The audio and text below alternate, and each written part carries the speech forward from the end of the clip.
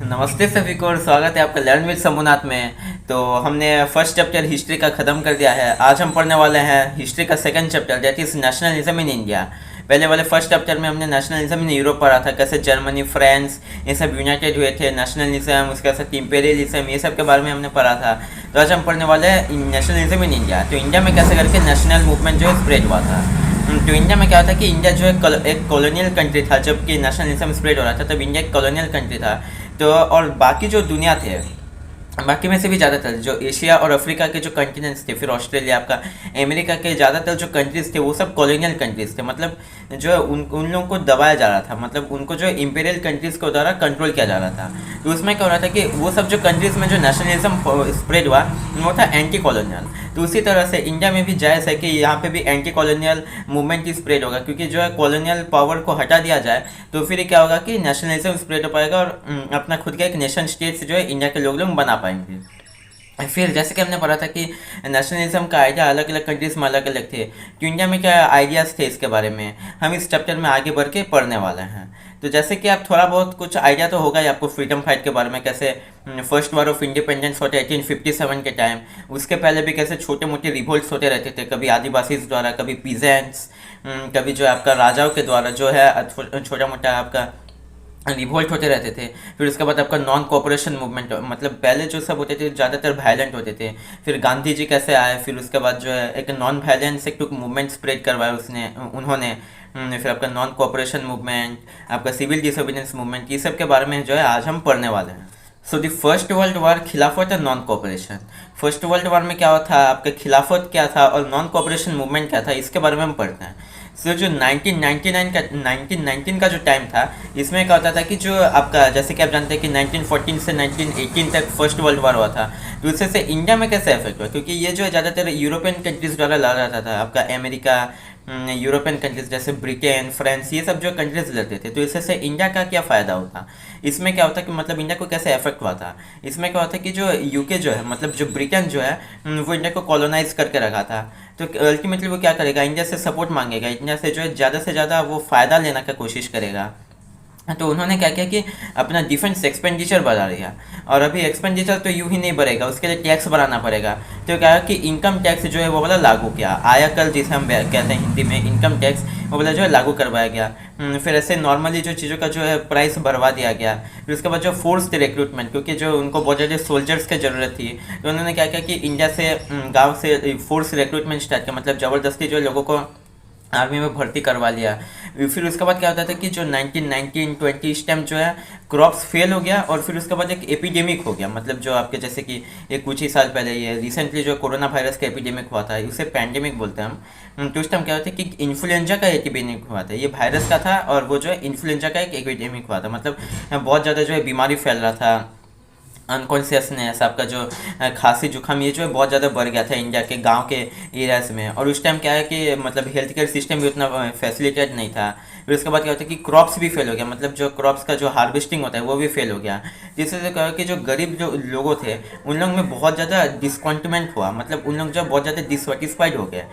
एक तो उनसे टैक्स लिया जा रहा था, फिर उसके बाद क्रॉप्स फेल हो गया। उनका जो जिन लोग मतलब भाग चाषी जिसे वो कहते हैं, जिन लोग रेंट में जो ज़मीन को लेके उससे खेती करते हैं, उनका रेंट भी जो है कमाया नहीं गया, मतलब रेंट भी जो है लागू करवाया गया, ज़्यादा से ज़्यादा रेंट उनको देना पड़ा है, उनका क्रॉप्स फेल हो गया। फिर उसके बाद जो फोर्स रिक्रूटमेंट हो गया, जिससे कहा कि उन लोग जो बहुत ज़्यादा डिससेटिस्फाइड हो गया। और इस टाइम क्या हुआ कि जो गांधी जी जो है कुछ 1920s के टाइम में इंडिया में आए थे साउथ अफ्रीका से।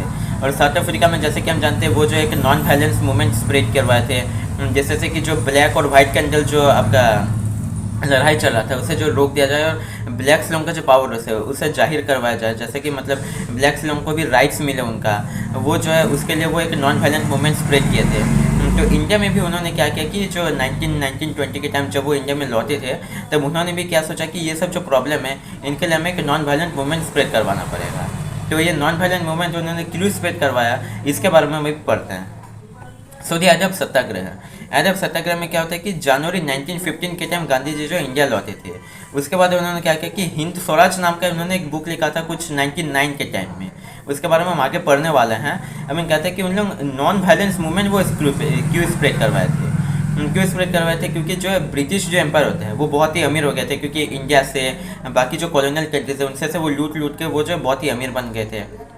तो उनका क्या है कि उन लोग हर घर में हर एक आदमी के पास हथियार हो सकता है। गांधी जी ये सोचते थे कि यूके के या फिर ब्रिटेन के जो लोगों के हर एक घर में हर एक आदमी के पास हथियार हो सकता है। लेकिन इंडिया का बात देखा जाए तो इंडिया के लोग जो शांति में विश्वास करते हैं, अहिंसा परमो धर्म, इसमें वो लोग विश्वास करते हैं। हम लोग जो है हिंसा को फैलाना नहीं चाहते, और इंडिया के लोगों को जो है हथियार कभी दे भी नहीं सकते। मतलब हर एक जो इंडिया के सिटीजन्स होते हैं उन लोगों को हम हमेशा के लिए हथियार दे भी नहीं सकते। तो इसके लिए हमें क्या करना है, हमें सत्याग्रह मूवमेंट स्प्रेड करना है।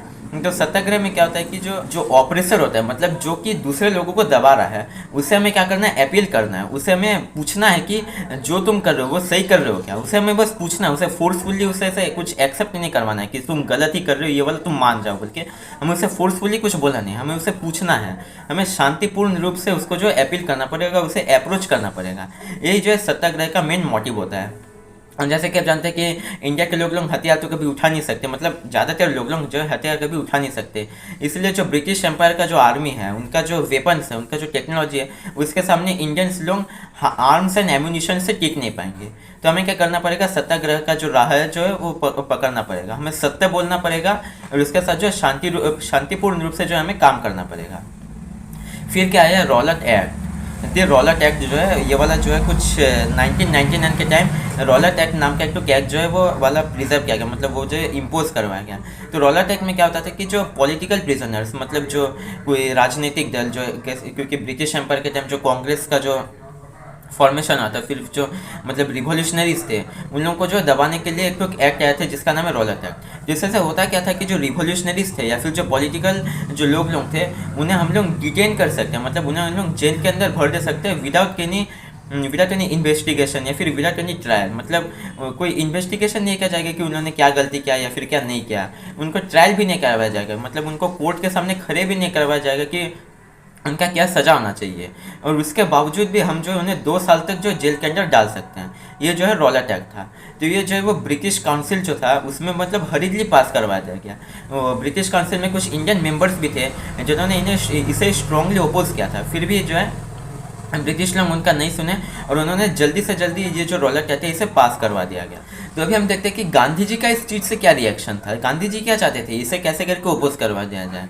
तो जैसे कि आप जानते हैं गांधी जी जो अहिंसा परमो धर्म में विश्वास करते थे, तो उन्होंने क्या किया कि नॉन वायलेंट सिविल डिसोबीडियंस उन्होंने स्प्रेड करवाया। और इसका जो स्टार्टिंग कहाँ से होगा, एक हड़ताल से, मतलब एक जो है धरना में जैसे हम बैठते हैं किसी ऑफिस के सामने जो हम बैठ गए और नारे लगाना स्टार्ट करते हैं, वैसे एक तो हड़ताल से ये जो स्टार्ट किए थे 6 अप्रैल को, आपका 1919 के 6 अप्रैल को इन्होंने स्टार्ट किया था। जिससे क्या हुआ कि रैलीज जो है मतलब स्प्रेड करवाया गया। हर एक जो सिटीज़ लोग जो होते थे वहाँ पे रैलीज स्प्रेड करवाया गया। जैसे कि लोग जो है मतलब नारेबाजी करके जो है बहुत लंबे डिस्टेंस तक चलते रहेंगे। फिर उसके बाद जो आपका लिक्वर शॉप्स होता था, यानी कि जो शराब, शैम्पेन, आपका सिगरेट्स, ये सब का जो दुकान के सामने जो है ये आपका धरना बैठ गया। मतलब ये सब दुकान को बंद करवाया जाए, ये सब फैक्ट्रीज़ को भी जो बंद करवाया जाए, इसके लिए धरना बैठा गया। फिर उसके बाद क्या हुआ कि ये सब जो चेंजेस आने लगा, जो मतलब जल्दी से जल्दी जो चेंजेस आने लगा, इससे ब्रिटिश गवर्नमेंट डर गया। उन्होंने सोचा कि जो रेलवेज है, आपका टेलीग्राफ है, ये सब कनेक्शन जो है बंद हो जाएगा। मतलब क्योंकि रेलवेज जो है ट्रांसपोर्टेशन के लिए और टेलीग्राफ का कम्युनिकेशन करने के लिए उनको जो है बहुत ही ज़्यादा इंपॉर्टेंट था, उनका एक बहुत ही एक अहम रोल निभाता था उनके एडमिनिस्ट्रेशन के लिए। तो उन्होंने सोचा कि ये जो अगर रेलवेज, टेलीग्राफ ये सब अगर कट जाए तो फिर इनके अंदर कनेक्शन जो वो टूट जाएगा। तो उन्होंने क्या किया कि इन लोग जो है वो रिवोल्यूशनरीज को दबाने का कोशिश की, जो कि एक तो मतलब फॉर्मल वे है, मतलब हमेशा से ऐसे होता रहता है, रिवोल्यूशन करने से उसे दबाने का कोशिश किया जाता है गवर्नमेंट के द्वारा। तो उन्होंने भी यही किया और इसमें उन्होंने क्या किया कि फायरिंग करना स्टार्ट कर दिया। जो शांतिपूर्ण रूप से जो रैलीज निकल रही थी उसके ऊपर उन्होंने फायरिंग करना स्टार्ट कर दिया। इसमें लड़के भी थे, मतलब आदमी भी थे, औरत भी थे, बच्चे भी थे, सभी के ऊपर उन्होंने फायरिंग करना स्टार्ट कर दिया। और फिर इसी के अंदर क्या हुआ कि 10 अप्रैल को जो है मतलब एक पुलिस फायरिंग हो गया अमृतसर में। अमृतसर में क्या हुआ कि एक पुलिस फायरिंग हो गया। तो इससे क्या हुआ कि लोग जो है बहुत ही भड़क गए, क्योंकि शांतिपूर्ण रूप से वो रैली कर रहे थे, उसमें जो है पुलिस फायरिंग कर दिया गया। तो उसमें जो बहुत ही ज़्यादा भड़क गए। फिर जो पुलिस स्टेशन, आपका बैंक, ये सब जो इसके ऊपर बहुत ज़्यादा हमला करवाया गया। उसके बाद क्या हुआ कि जनरल डायल जो है वो कमांड ले लिया, मतलब डायल जो है तो मिलिट्री ऑफिसर थे, वो जो है इस अमृतसर के एरिया का कमांड ले लिए। और 13 अप्रैल को इन्फेमस जालियांवाला बाग इंसिडेंट हुआ था। इसमें जैसे कि हम जानते हैं कि जो आपका बहुत ज़्यादा मतलब लोग जो गैदर हो गए थे, तो क्यों गैदर हुए थे, क्योंकि उस टाइम जो है बैसाखी का फेस्टिवल हो रहा था। एक तो बहुत सारे लोग जो है बैसाखी के फेस्टिवल के लिए भी आए थे, और बहुत सारे लोग जो है मतलब आपका रॉल अटैक, फिर उसके बाद जो पुलिस फायरिंग हो रहा है इसका प्रोटेस्ट करने के लिए भी वहाँ पे जो है गैदर हुए थे। और उन्हें पता नहीं था कि मार्शल लॉ इम्पोज हुआ है, मतलब कभी भी ज़्यादा गैदरिंग नहीं हो सकता, मतलब जैसे कि हम आजकल कर्फ्यू बोल के बोलते हैं, तो बहुत ज़्यादा गैदरिंग नहीं हो सकता। इन्हें पता नहीं था क्योंकि ये गाँव के एरिया में रहते थे।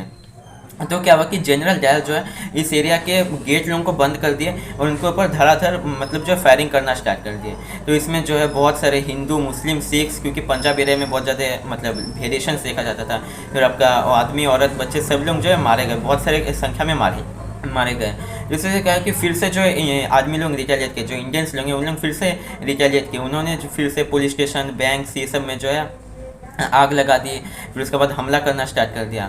तो फिर क्या हुआ कि गवर्नमेंट जो उनको दबाने का कोशिश किया, उनको जो है मतलब नाक को जो है रोड के ऊपर घसना पड़ता था। फिर हर एक जो साहब लोगों को उन लोगों को सलाम करना पड़ता था, सैल्यूट करना पड़ता था।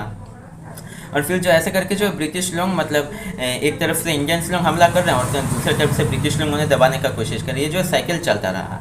तो अभी क्या हुआ कि जो है जनरल डायर ने इसके बारे में क्या कहा, तो उसने क्या कहा कि हम मतलब जो इंडियंस के ऊपर एक तो मोरल इफेक्ट लाना चाहते हैं, मतलब उन्होंने क्या किया है उसका क्या अंदाज़ा हो सकता है, मतलब उसका क्या नतीजा हो सकता है, उसका हमें अंदाज़ा देना चाहते हैं इंडियंस के लोगों को।